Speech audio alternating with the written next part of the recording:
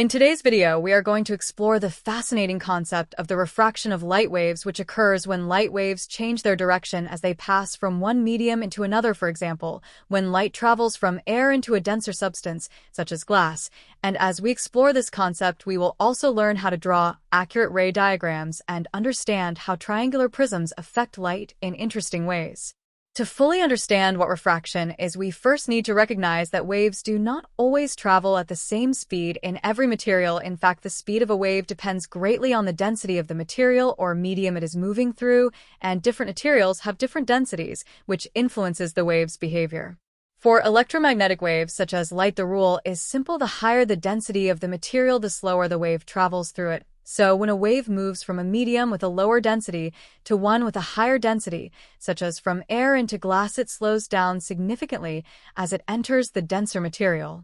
If this wave travels perpendicular to the boundary between the two materials, meaning it hits the boundary at a right angle, then it will not change direction and will just continue to travel in a straight path. However, if the wave hits the boundary at any other angle, then the direction of the wave will change in a process we call refraction.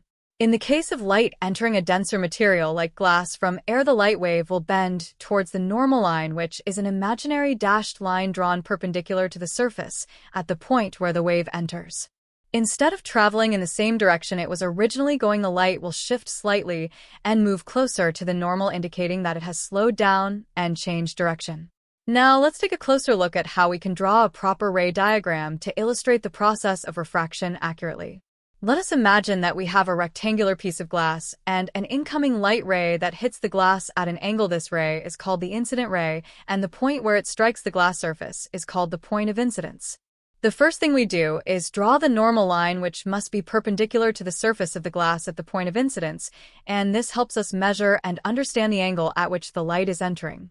If the light were to continue in a straight line without changing direction, it would look a certain way, but because it is entering a denser medium, it slows down and bends towards the normal, which means we need to draw the refracted ray at an angle closer to the normal than the incident ray. You don't need to be exact when doing this in your exam, but drawing it roughly halfway between the original direction and the normal is a good rule of thumb. The refracted ray continues through the glass until it reaches the opposite boundary, where it passes from the dense glass back into the less dense air, and here we repeat the same process. We draw another normal line at the exit point, then consider that the wave is now going from a more dense to a less dense medium, which means it will speed up and bend away from the normal line, and we draw this new outgoing ray, which we call the emergent ray. To finish off the diagram, we label the angle between the incident ray and the normal as the angle of incidence, and the angle between the refracted ray and the normal as the angle of refraction. One more critical detail to remember when discussing refraction is that the wave is changing speed as it moves from one medium to another, and this brings us to the wave speed equation, which tells us that the speed of a wave is equal to its frequency multiplied by its wavelength. Because the speed is changing, and we know that the frequency of a wave remains constant regardless of the medium it passes through, it must mean that the wavelength is what changes. So when a wave speeds up, its wavelength becomes longer, and when it slows down, its wavelength becomes shorter, and this is key to understanding how the wave's behavior adjusts. Additionally, different wavelengths of light refract by different amounts, and this property can be observed when we shine white light, which contains all visible wavelengths, into a triangular prism. Each color within the white light has a slightly different wavelength and thus refracts at a slightly different angle as it passes through the prism, which results in the beautiful phenomenon where the light spreads out into a visible spectrum like a rainbow.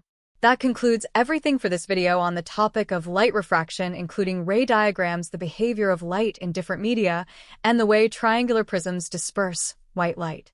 Hopefully this gave you a clearer understanding, and we look forward to seeing you again in the next lesson.